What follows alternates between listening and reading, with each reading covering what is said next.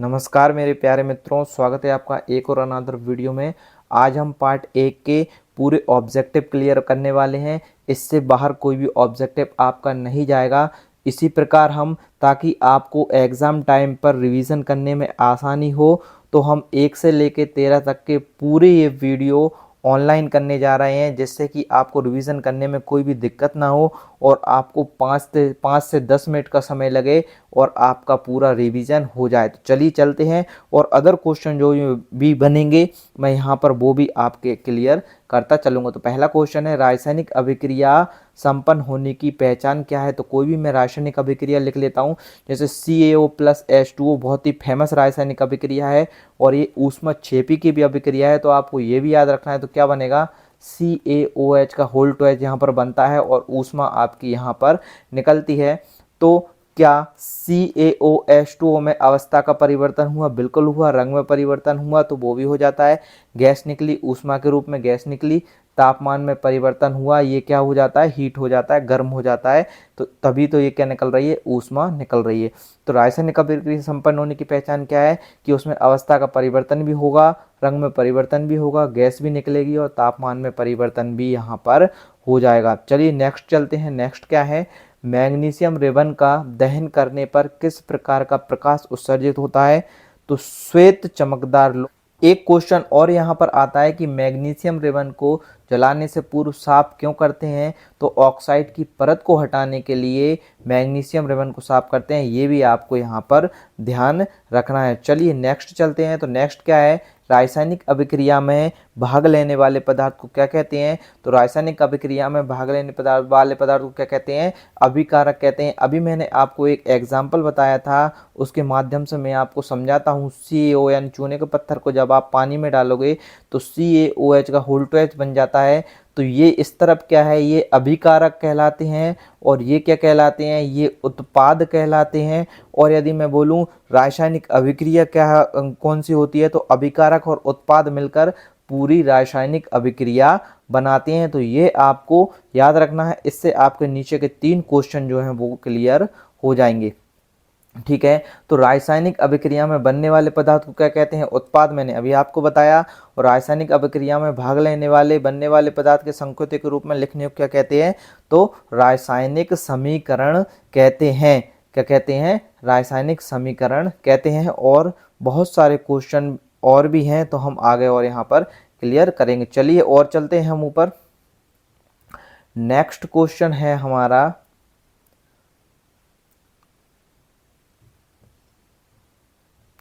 Next question है हमारा कि मैग्नीशियम दहन के रासायनिक समीकरण लिखिए। तो 2MgO2 क्या हो जाएगा, 2MgO हो जाएगा। क्या हो जाएगा, 2MgO। तो निम्नलिखित अभिक्रिया में अभिकारक व उत्पाद की पहचान कीजिए। तो ये जो हैं वो हैं अभिकारक हैं और इस साइड के क्या हैं, उत्पाद हैं। और यदि मैं पूरा बोलूँ तो इसको, ये क्या है, पूरी रासायनिक अभिक्रिया है। और रासायनिक समीकरण बोला था अभी, उससे पहले कि रासायनिक समीकरण लिखिए तो आपको मैग्नीशियम ऑक्सीजन ये लिख के आएगा और मैग्नीशियम ऑक्साइड लिख के आएगा। तो आप क्या बना दोगे, 2Mg प्लस O2 लिख दोगे। तो ये क्या हो गया, रासायनिक समीकरण हो गया। तो किसी प्रकार की आपको इसमें दिक्कत नहीं होगी, अब आप पूरा समझ गए होंगे। नेक्स्ट चलते हैं कि रासायनिक समीकरण में अभिकारकों को तीर के किस तरफ लिखा जाता है। तो अभिकारकों को तीर के LHS तरफ यानी बाईं तरफ, और एक क्या होता है, RHS। तो क्या होता है, CaO प्लस H2O जो है क्या बनेगा, CaOH का होल टू H आपका बन जाएगा। तो जो अभिकारक ये वाले क्या होते हैं, अभिकारक होते हैं और ये क्या होते हैं, उत्पाद होते हैं। तो आप देखो, यानी जो LHS है यानी बाईं तरफ है, क्या लिखते हैं, अभिकारक लिखते हैं। और जो RHS है यानी दाईं तरफ, सीधे हाथ तरफ, आप जैसे बैठे हो वैसे आपका सीधा और उल्टा हाथ आप देखोगे तो बिल्कुल उसी तरफ आपका CaOH है और वही आपका क्या है, RHS यानी राइट हैंड यानी दाईं तरफ। तो अब आपको इसमें किसी प्रकार की दिक्कत लेना नहीं है। रासायनिक अभिक्रिया में उत्पाद को तीर के किस तरफ लिखते हैं, तो RHS दूसरी तरफ लिखते हैं। रासायनिक अभिक्रिया के पहले एवं उसके पश्चात प्रत्येक तत्व के परमाणुओं की संख्या कैसी होती है, समान होती है या फिर संतुलित होती है, ये आपको याद रखना है। नेक्स्ट चलते हैं। निम्नलिखित शब्द समीकरण के लिए संतुलित रासायनिक समीकरण लिखिए। तो जिंक और सल्फ्यूरिक अम्ल ये आपका लिखा हुआ आएगा और ये आपके क्वेश्चन भी आ सकते हैं। जिंक प्लस सल्फ्यूरिक अम्ल तो क्या बना है, जिंक सल्फेट बन गया और हाइड्रोजन बन गया। अब आपको याद क्या होना चाहिए, आपको ये याद होना चाहिए कि जिंक सल्फेट का फॉर्मूला क्या होता है। मैंने बहुत सारे फॉर्मूले यहाँ पर लिखवाए हुए हैं, आपको कहीं ना कहीं एक आध टेलीग्राम लिंक पे भी आपको पीडीएफ मिल जाएगी, तो वहाँ पर आप एक बार चेक कर लेना और वीडियो तो आपको मिल ही जाएगी। सल्फ्यूरिक अम्ल का फॉर्मूला भी आपको याद होना चाहिए। तो सल्फ्यूरिक अम्ल क्या होता है, H2SO4 और जिंक सल्फेट का ZnSO4। जिंक यहाँ पर लिख दिया, हाइड्रोजन यहाँ पर लिख दिया। अब आपको इसमें कुछ नहीं करना, आप लिख तो दोगे लेकिन आपको यहाँ पर संतुलित करना पड़ेगा रासायनिक समीकरण को। तो रासायनिक समीकरण को संतुलित करने के लिए हिट एंड ट्रायल मेथड मैंने बताई हुई है, आपको उसका इस्तेमाल करना है। अब नीचे है कि रासायनिक समीकरण को संतुलित कर लिखिए भौतिक अवस्था संकेत सहित। तो देखो क्या होगा, Fe क्या है, लोहा है। लोहा क्या होता है, ठोस। तो यहाँ पर हमने क्या लिख दिया, सॉलिड लिख दिया। H2O क्या है, जल। जल जल क्या होता है, लिक्विड। तो हमने क्या लिख दिया, लिक्विड लिख दिया। Fe3O4 क्या होता है, Fe3O4 सॉलिड, यानी Fe3O4 सॉलिड हो गया और हाइड्रोजन क्या निकल गई, गैस निकल गई। ये क्या होता है, ठोस होता है। ठीक है, फेरस ऑक्साइड। तो क्या हुआ है, अब हमको यहाँ पर क्या करना है, इसको संतुलित भी करना है। तो देखो संतुलित करने के लिए आपको क्या देखना है, यहाँ पर आप देखो कि इस तरफ उत्पाद में देखो, उत्पाद में फेरस के कितने अणु हैं, 3 हैं। और इस तरफ देखो, सबसे पहले आप इस वाली अभिक्रिया को देखो, इस वाली अभिक्रिया को मैं यहाँ पर अभी मिटा देता हूँ। तो संतुलित यहाँ पर करो, देखो 3 यहाँ पर फेरस हैं। फेरस यानी F यानी लोहा, जिसका परमाणु क्रमांक होता है 26। तो यहाँ पर 3 Fe हैं, क्या यहाँ पर है, नहीं है। तो मैं यहाँ पर कितने लगा दूंगा, 3 Fe यहाँ पर लगा दूंगा। हिट एंड ट्रायल मेथड का हम उपयोग कर रहे हैं। यहाँ पर देखो आप, ऑक्सीजन कितने हैं, 4 हैं। तो यहाँ पर ऑक्सीजन 4 हैं क्या, नहीं, यहाँ पर तो ऑक्सीजन अभी एक ही है। तो यहाँ पर मुझे क्या लिखना पड़ेगा, 4 ऑक्सीजन लिखना पड़ेगा, तब तो यहाँ पर 4 ऑक्सीजन होंगे। अच्छा, तो हाइड्रोजन की संख्या कितनी हो जाएगी, हाइड्रोजन की संख्या कितनी हो गई, 4 दूनी 8। हाइड्रोजन की संख्या कितनी हो गई, 8।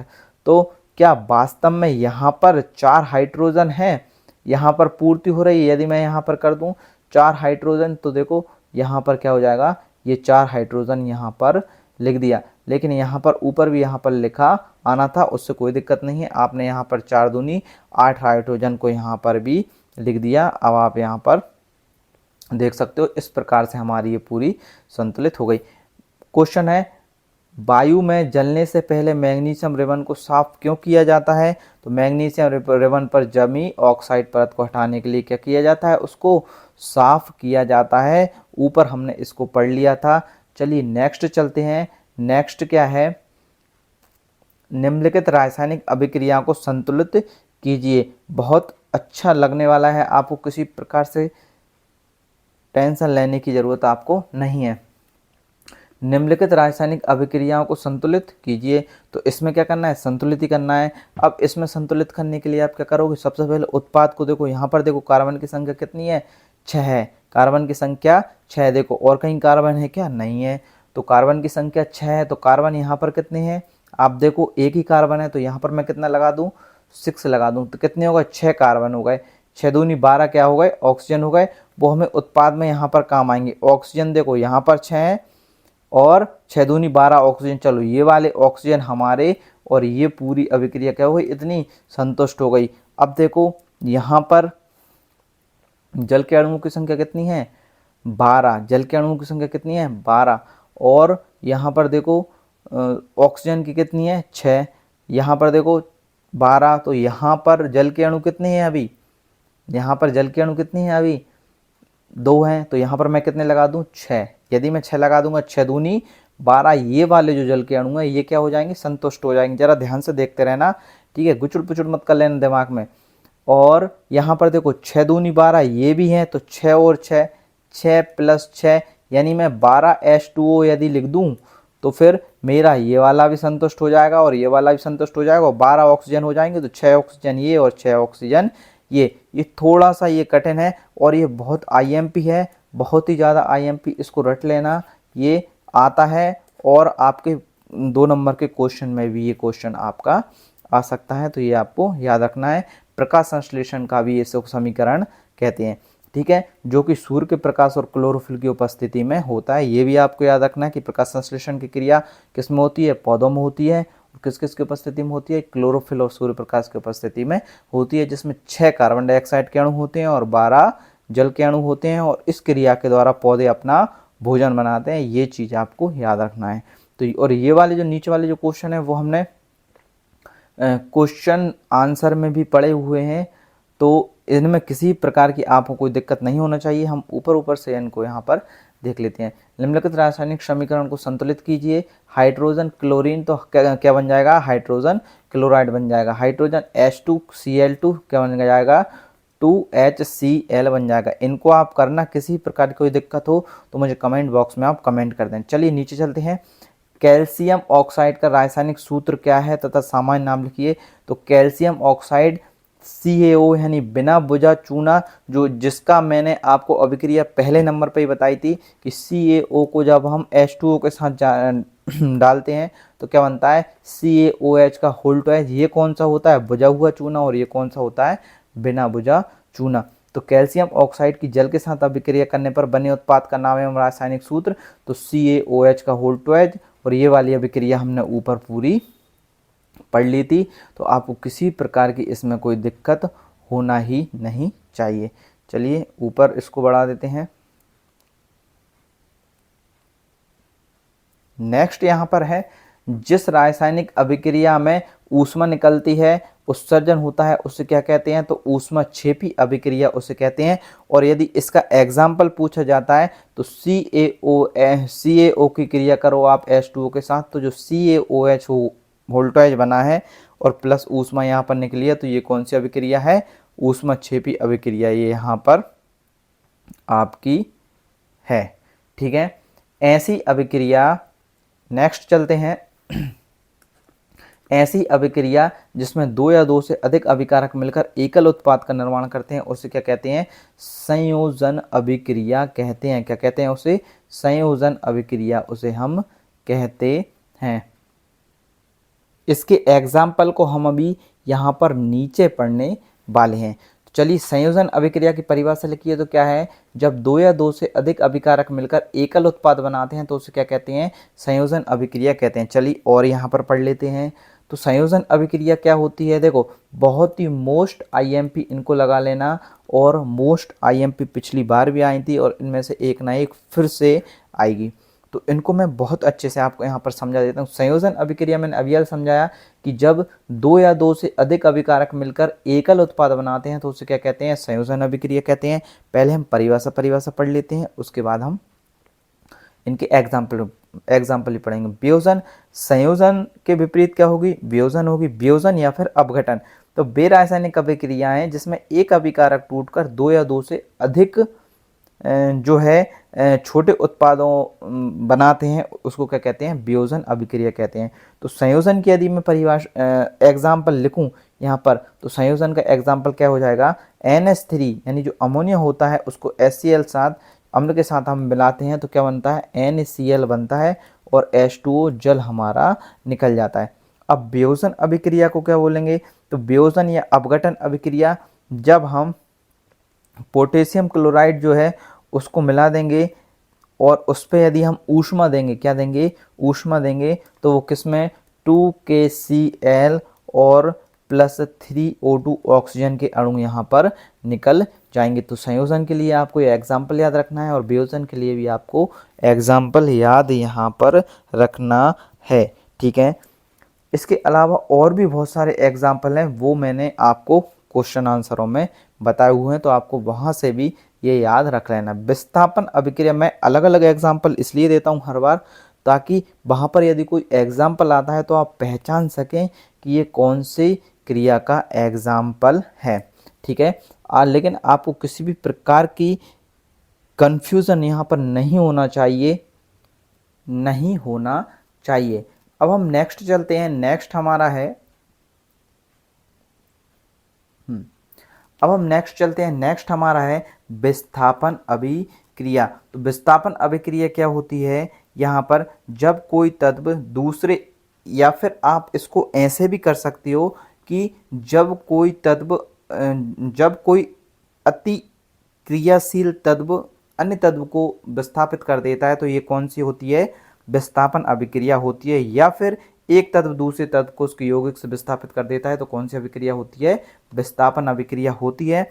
और इसमें एग्जाम्पल जिंक को CuSO4 यानी कॉपर सल्फेट के विलयन में जब हम रखते हैं तो ये जिंक क्या करता है, कॉपर को हटा देता है और अपने साथ सल्फेट को ले लेता है तो जिंक ZnSO4 बन जाता है और Cu जो है वो अलग हमारा हो जाता है। और ये हमारा एक्वस लिखते हैं हम क्योंकि ये हमारा एक सॉल्यूशन बन जाता है। तो ये क्या है, जिंक अति अभिक्रियाशील तत्व है और कॉपर सल्फेट के विलयन से यानी अति अभिक्रियाशील तत्व ने क्या किया, एक सॉल्यूशन से इस कम अभिक्रियाशील वाले तत्व को क्या कर दिया, विस्थापित कर दिया और अपने आप में सल्फेट को जोड़ लिया। द्विविस्थापन अभिक्रिया जिसमें आयनों का आदान प्रदान होता है द्विविस्थापन अभिक्रिया कहलाती है। इसका एग्जाम्पल आपको याद रखना पड़ेगा, BaCl2 Na2SO4 यदि आप करोगे तो बस कुछ नहीं है, इसमें एक्सचेंज अकेला होगा तो BaSO4 बन जाएगा और क्या बन जाएगा, 2NaCl आपका बन जाएगा। ठीक है, तो BaSO4 बन गया।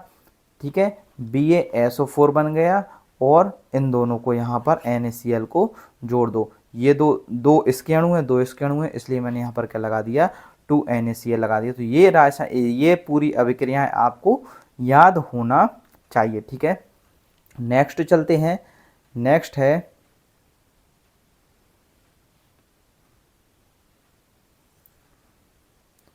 निम्नलिखित रासायनिक अभिक्रिया के प्रकार को लिखिए। तो ये सरल है।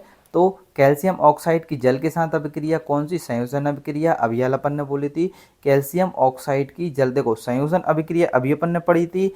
और कैल्शियम ऑक्साइड की यानी CaO को H2O से अपन ने जोड़ा था, पढ़ा था, तो ये भी क्या है, CaOH, तो ये भी क्या है, एक संयोजन अभिक्रिया। कोयले का दहन C+O2, तो ये भी क्या है, संयोजन अभिक्रिया। मैंने आपसे बोला था संयोजन अभिक्रिया के एग्जाम्पल बहुत हैं, लेकिन मैं अलग अलग एग्जाम्पल क्यों दे रहा हूँ, ताकि आपको याद रहे। इस प्रकार यदि क्वेश्चन आता है कि C+O2 CO2, तो ये कौन सी है, संयोजन अभिक्रिया। ठीक है, इसके अलावा नेक्स्ट चलते हैं। नेक्स्ट क्या है,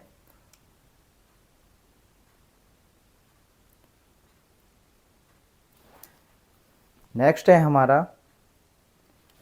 हाइड्रोजन तथा ऑक्सीजन द्वारा जल का निर्माण। तो 2H2 + O2 2H2O, तो ये भी किसका उदाहरण है, संयोजन अभिक्रिया का आपका उदाहरण है। तो 3 उदाहरण आपको यहाँ पर मिल गए। बहुत सारे आपके क्वेश्चन भी यहाँ पर लगभग पूरे क्लियर हो जाएंगे। पूरा चैप्टर 1 आपका यहाँ पर कंप्लीट होने वाला है। प्राकृतिक गैस के दहन का रासायनिक समीकरण क्या है, वह ऊष्माक्षेपी अभिक्रिया है। तो प्राकृतिक गैस क्या होती है, CH4 मीथेन, 2CO2 और 2CO2 + 2H2O और क्या मिल जाती है आपको, ऊर्जा मिल जाएगी। और ये क्या है, जहाँ भी ऊर्जा निकलती है वह क्या होती है, ऊष्माक्षेपी अभिक्रिया। यानी ऊष्माक्षेपी अभिक्रिया में क्या होता है, ऊष्मा निकलती है तो वो ऊष्माक्षेपी अभिक्रिया होती है। और ऊष्मा का यदि अपशोषण होता है यानी ऊष्मा आपको जहाँ पर देना पड़े तो वो कौन सी, वो ऊष्मा अपशोषी अभिक्रिया होती है, यानी ऊष्मा शोषी अभिक्रिया होती है। और ऊष्माक्षेपी और ऊष्मा शोषी अभिक्रिया में आपको अंतर भी याद कर लेना है। अच्छा, ऊष्माक्षेपी अभिक्रिया में और आप कौन सा एग्जाम्पल लिख सकते हो, तो वही CaO + H2O जो है, ये वाला एग्जाम्पल भी आप लिख सकते हो। तो CaOH का होल टू एज प्लस ऊष्मा जो है वो वहाँ पर निकल जाएगी। तो ऊष्माक्षेपी में आप ये भी एग्जाम्पल लिख सकते हो। ठीक है, नेक्स्ट है हमारे शरीर में भोजन से प्राप्त कार्बोहाइड्रेट के टूटने से बनने वाले पदार्थ का नाम लिखिए। तो क्या है, ग्लूकोज है। ग्लूकोज का फॉर्मूला आप मुझे लिख के बताएंगे कमेंट बॉक्स में। ठीक है, ग्लूकोज का हमारे शरीर की कोशिकाओं में उपस्थित ऑक्सीजन से मिलकर ऊर्जा देने वाली अभिक्रिया का नाम तो क्या है, ऊष्माक्षेपी अभिक्रिया। तो जब ग्लूकोज की अभिक्रिया संपन्न होती है तो उसमें जो ऊष्मा निकलती है, यानी 1 मिनट, हाँ, तो ग्लूकोज के साथ जो ऊष्मा निकलती है तो वो हमारे शरीर में जो है ऊर्जा देने का काम भी करती है। तो वह कौन सी अभिक्रिया है? ऊष्माक्षेपी अभिक्रिया। यानी ग्लूकोज की जो अभिक्रिया होती है हमारे शरीर में, जब ग्लूकोज बनता है तो वह कौन सी अभिक्रिया है? वह ऊष्माक्षेपी अभिक्रिया। ग्लूकोज हमारे शरीर की कोशिकाओं में उपस्थित ऑक्सीजन के मध्य रासायनिक अभिक्रिया लिखिए। तो ये यहाँ पर अभिक्रिया भी आ गई, C6H12O6 प्लस 6O2, तो क्या बन गया?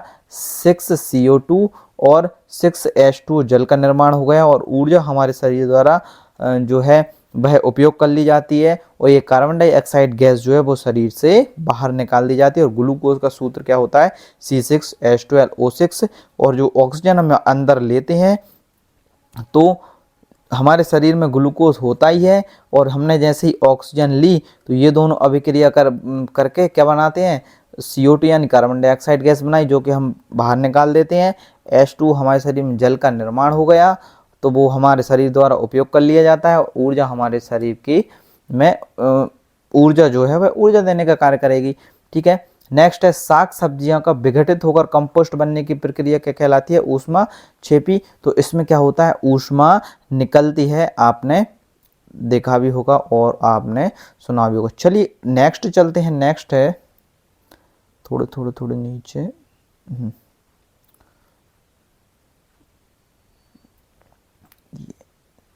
हाँ, नेक्स्ट है हमारा वियोजन या फिर अपघटन। याद रखना है, जब रासायनिक अभिक्रिया में एकल अभिकर्मक टूटकर छोटे छोटे एक से अधिक उत्पाद बनाते हैं उसे वियोजन अभिक्रिया कहते हैं। और मैंने आपको ऊपर ही इसका एग्जाम्पल भी बताया हुआ है। फेरस सल्फेट का सूत्र, तो FeSO4.7H2O फेरस सल्फेट का क्या हो जाएगा? सूत्र हो जाएगा। ठीक है, और या फिर फेरस सल्फेट का FeSO4 भी लिख सकते हो यदि 7H2O वहां पर नहीं है तो। ठीक है, फेरस सल्फेट को गर्म करने पर होने वाली रासायनिक अभिक्रिया, तो FeSO4 प्लस ऊष्मा। तो ये देखो, इसको ऊष्मा दे रहे हैं, तो ये कौन सी अभिक्रिया हो सकती है? ऊष्मा शोषी अभिक्रिया ये यहाँ पर हो सकती है। तो आपको इस प्रकार से प्रत्येक अभिक्रिया को रिलेटेड करना है। यहाँ पर देखो नीचे CaCO3, इसको भी ऊष्मा दे रहे हैं, तो ये भी कौन सी अभिक्रिया होती है? ऊष्मा शोषी अभिक्रिया ये होती है। चूना पत्थर का रासायनिक सूत्र व रासायनिक नाम लिखिए। तो CaCO3 कैल्शियम कार्बोनेट चूने का पत्थर क्या होता है? CaCO3।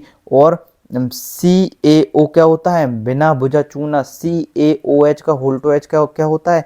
बुझा हुआ चूना। और चूने का पत्थर CaCO3। तो ये आपको तीनों जरूर से याद रखना है, एग्जाम में आपको किसी प्रकार से कंफ्यूज नहीं होना है। कैल्शियम कार्बोनेट को ऊष्मा देने पर होने वाली अभिक्रिया का रासायनिक समीकरण, तो ये देखो CaCO3 को यदि आप ऊष्मा दोगे तो CaO बन गया, और CO2 गैस जो है वह निकल जाएगी। ठीक है, नेक्स्ट चलते हैं। और ये सभी किसके एग्जाम्पल हैं? ऊष्मा शोषी अभिक्रिया के एग्जाम्पल हैं। तो ये भी आपको याद रखना है, क्योंकि ऊष्माक्षेपी और ऊष्मा शोषी अभिक्रिया में आपको अंतर भी याद रखना है। चलिए नेक्स्ट चलते हैं।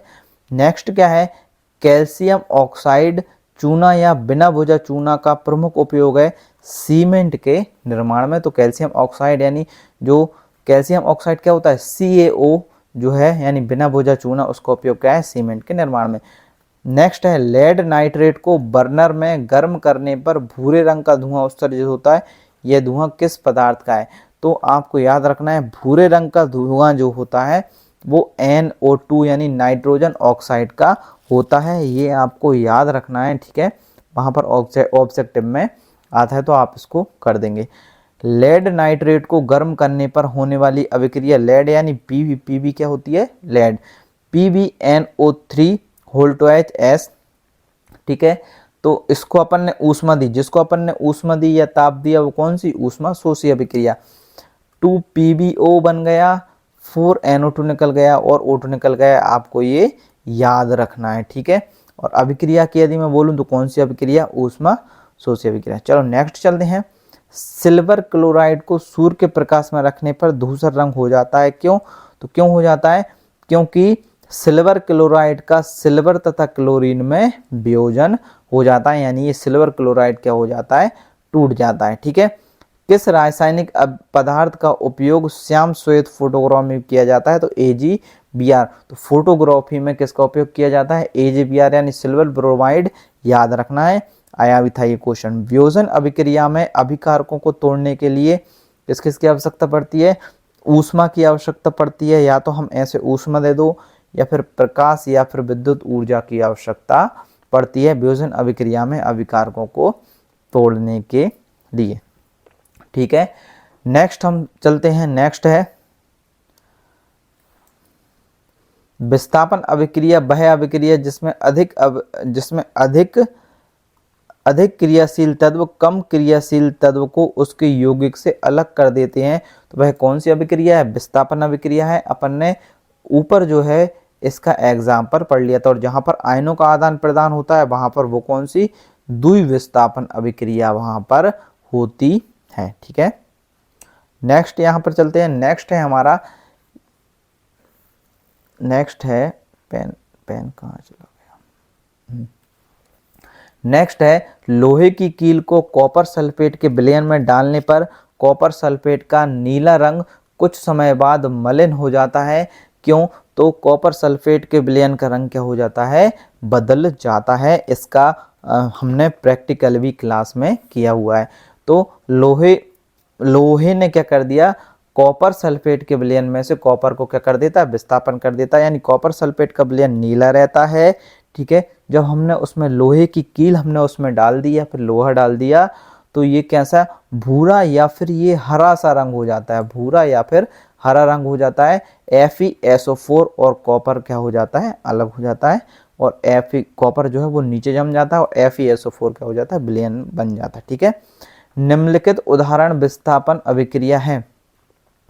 तो ZnCuSO4, तो जो इसका एग्जाम्पल हमने पहले भी दिया था। Zn क्या करता है? अति अभिक्रियाशील है, और कॉपर को क्या करेगा? विस्थापित कर देगा, और खुद उसके साथ सल्फेट के साथ विलयन बना लेगा, तो ZnSO4 बन जाएगा, और कॉपर क्या हो जाएगा? अलग निकल जाएगा। ऐसे ही ये Pb जो है वो Cl2 के साथ अभिक्रिया कर लेगा, और कॉपर को क्या कर देगा? अलग कर देगा। कॉपर जो है भाई कम क्रियाशील तत्व है, इसलिए कॉपर की कहीं भी आए तो आप कॉपर को अलग से निकाल दिया करें। ठीक है, नेक्स्ट हमारा है, नेक्स्ट है कि कॉपर के यौगिक में से लेड जिंक कॉपर को विस्थापित करते हैं। क्यों? ध्यान से पढ़ना इस क्वेश्चन को। कॉपर के यौगिकों में से लेड जो रहता है, जिंक जो रहता है, कॉपर को विस्थापित कर देते हैं। यानी जो Pb जो है और जिंक जो है वो क्या कर देते हैं? कॉपर को विस्थापित कर देते हैं, यानी कॉपर को हटा देते हैं, और खुद वो जुड़ जाते हैं, जैसा कि आप इन दोनों में देख रहे हो। तो इसका कारण क्या है कि जो Pb और जिंक है वो वो कॉपर से अधिक अभिक्रियाशील है। ऐसा याद रखो कि Pb और जिंक जो है यदि कोई किसी को भी विस्थापित कर रहा है तो वो क्या है? अति अभिक्रियाशील है। आपने अति अभिक्रियाशील श्रेणी पढ़ी होगी ना, कहना का मांगे ऐसी। तो ये जो ऊपर वाले तत्व हैं भाई अपने नीचे वाले तत्व को क्या करेंगे? विस्थापित कर देंगे, और उनको उनके साथ खुद अभिक्रिया कर लेंगे। ठीक है, तो क्यों करते हैं? लेड जिंक कॉपर से अधिक क्रियाशील है। तो उम्मीद करता हूं मैं आप इसको अच्छे से समझ गए होंगे। ठीक है, नेक्स्ट यहां पर है कि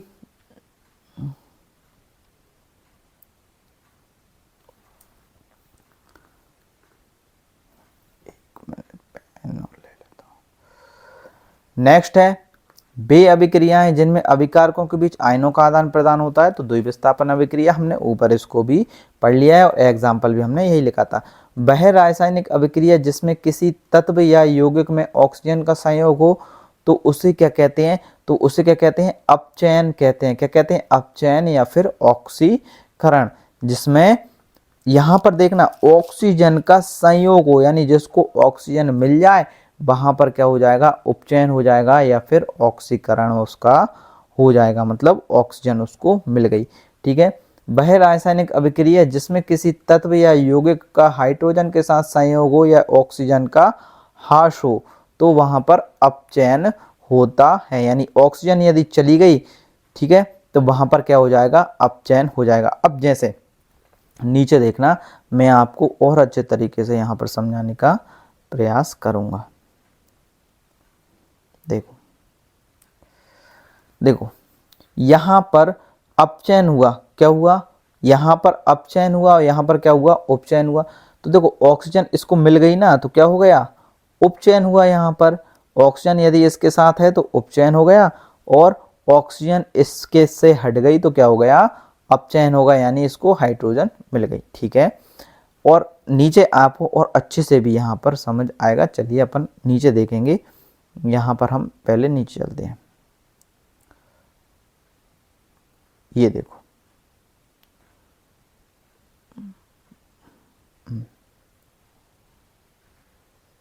ये ऐसी अभिक्रिया जिसमें उपचयन व अपचयन दोनों साथ साथ होती है, कौन सी अभिक्रिया कहलाती है, रेडॉक्स अभिक्रिया कहलाती है। उपचयन और अपचयन जहां पर साथ साथ हो वह रेडॉक्स अभिक्रिया या उपचयन अपचयन अभिक्रिया। चलो, निम्नलिखित अभिक्रियाओं में अभिकारकों का उपचयन अपचयन चिन्हित कीजिए। देखो, अब देखो यहां पर, देखो यहां पर यदि मैं बोलूं CuO का यहां पर क्या हुआ, अपचयन हुआ। तब जब अपचयन होगा तब तो उससे ऑक्सीजन हटेगी ना।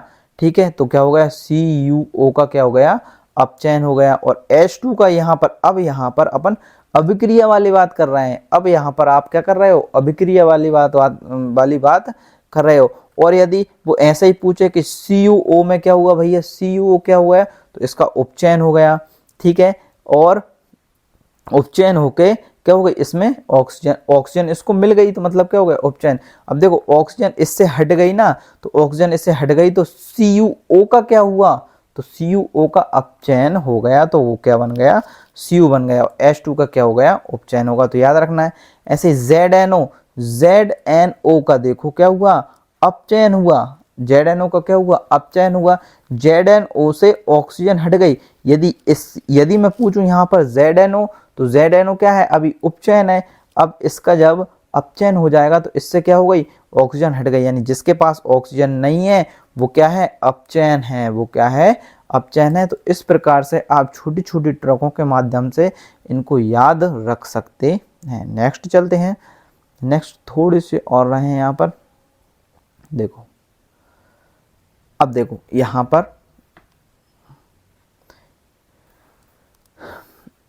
MnO2 है, 4Cl है। देखो इसके साथ यहाँ पर देखो Mn, यहाँ पर ऑक्सीजन इसके पास है क्या, नहीं है, तो क्या हुआ, MnO2 का अपचयन हुआ।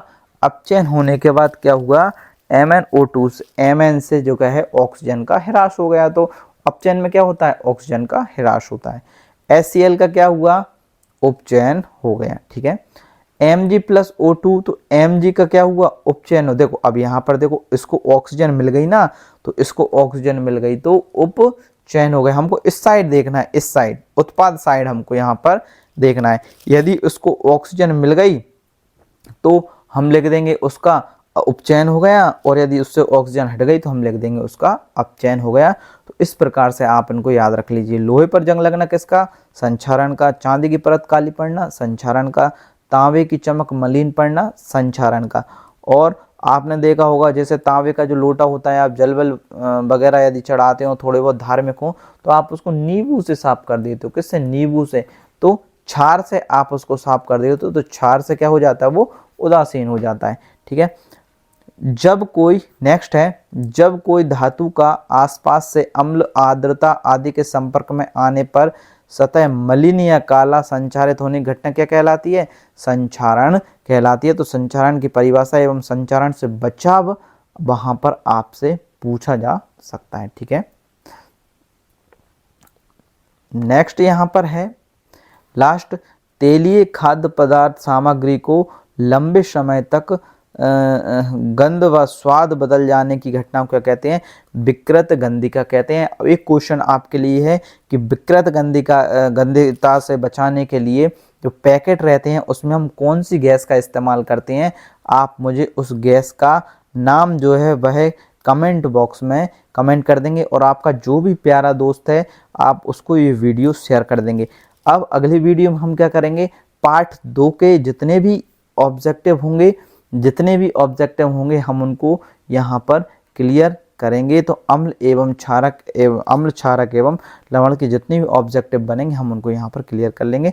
तब तक के लिए जय हिंद।